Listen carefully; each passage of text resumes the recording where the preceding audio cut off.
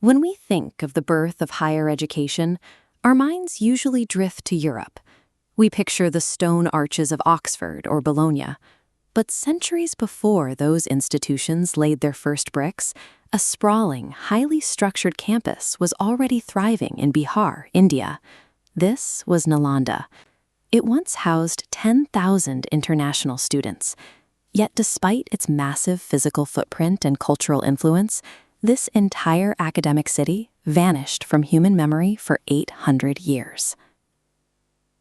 The scale of what was lost is staggering. Nalanda's central library, the Dharmaganja, held an estimated 9 million handwritten manuscripts, covering everything from linguistics to cosmology. Admission was exceptionally brutal, defying any assumption of informal, localized study.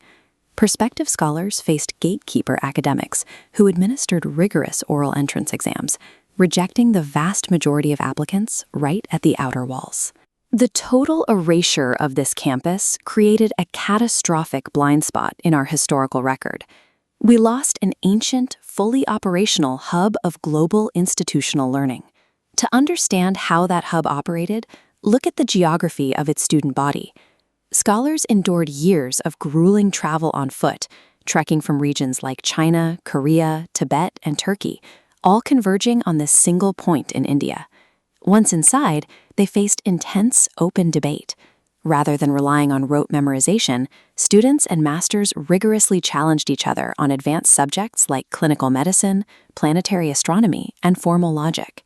In the late 12th century, this academic ecosystem collapsed. The military forces of Bakhtiar Khilji swept through the region, launching a violent, immediate assault directly onto the university grounds. The military invaders intentionally targeted the massive Dharmaganja library. They set fire to millions of dry, brittle manuscript pages. Contemporary accounts state the resulting inferno was so immense that it burned continuously for months. Like the burning of the Library of Alexandria, Khilji's destruction of Nalanda severed a major artery of human progress, abruptly stalling centuries of cross-cultural, scientific, and philosophical advancement. Fast forward to the 19th century, archaeologists suspected the campus was out there, but they faced an impossible problem. 800 years of silence left them with zero local maps and no surviving regional records to point them to the exact location. Investigators found the resolution in the archives of Huiyan Song, a 7th century Chinese exchange student who had recorded his years on campus in exhaustive detail. Historians took his translated ancient logs and cross-referenced them with modern topographical surveys, using his specific spatial descriptions to guide the excavation. When excavation teams finally hit brick, the physical footprint of the unearthed ruins matched the ancient Chinese measurements almost perfectly. An institution leveled by foreign invaders was, centuries later, rescued from obscurity by the meticulous notes of a foreign exchange student. Today, we can walk through the physical reality of that discovery. The excavated site reveals a sprawling network of tiered red brick foundations that stretch across the landscape, confirming the massive scale of the original university. Evidence of the intellectual tradition survived the fire because international scholars took copies of key works back home.